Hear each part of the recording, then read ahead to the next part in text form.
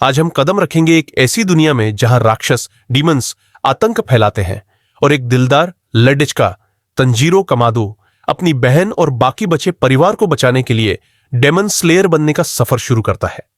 तैयार हो जाओ दोस्तों, क्योंकि यह सफर एक्शन, जज्बात, इमोशंस और जबरदस्त एडवेंचर से भरा हुआ है। चलो शुरू करते हैं।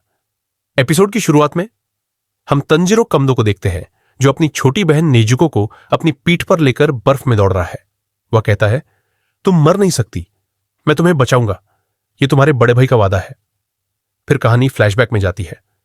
हम देखते हैं कि तंजीरो, एक लकड़ी का कोयला बेचने वाला, अपने परिवार से मिलकर शहर जा रहा है। उसकी मां उसे इतनी बर्फ में जाने से मना करती है, लेकिन वह नए साल के लिए घर में पर्याप्त खाना लाने के लिए जाने का फैसला करता है। रास्ते में वह अपने भाई बहनों से मिलता है और नेजुको उसे गुड बाय कहती है। शहर में तंजीरो अपने कोयले बेचता है। तभी एक लड़का उसके पास आता है और उससे एक टूटी हुई प्लेट के बारे में पूछने को कहता है। तंजीरो अपनी सूंघने की अद्भुत शक्ति का उपयोग करके बताता है कि बिल्ली की गंध आ रही है, और इस तरह वह उस लड़के को बचा लेता है।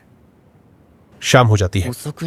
जब तंजीरो घर लौटने की तैयारी करता है तो एक बूढ़ा आदमी उसे रोकता है और रात में बाहर नहीं जाने की सलाह देता है, क्योंकि राक्षस डेमन बाहर होते हैं।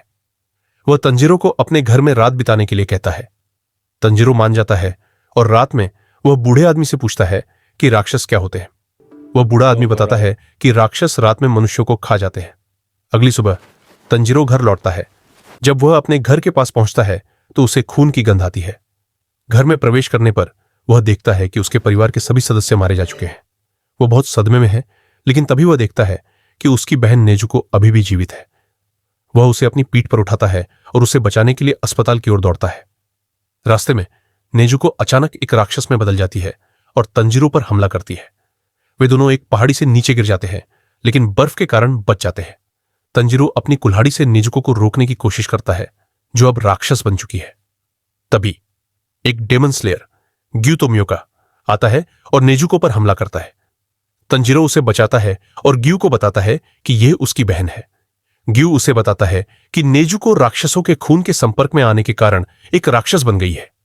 तंजीरो ग्यू से नेजुको को न मारने की विनती करता है। वह कहता है कि वह उसे ठीक करने का कोई रास्ता खोजेगा।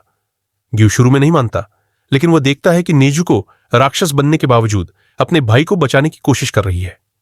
वह तंजीरो के मजबूत इरादे और नेजुको की असाधारण प्रकृति से प्रभावित होता है। ग्यू नेजुको को बेहोश कर देता है। जब तंजीरो होश में आता है तो ग्यू उसे बताता है कि वह माउंट सागिरी जाए और साकोंजी उरोकोडाकी नाम के एक बूढ़े आदमी से मिले। वह उसे यह भी बताता है कि अपनी बहन को धूप से बचाए, क्योंकि राक्षस धूप में जल जाते हैं। एपिसोड के अंत में तंजीरो अपने परिवार को दफनाता है और नेजुको के साथ माउंट सागिरी की ओर अपनी यात्रा शुरू करता है। जेमिनाई।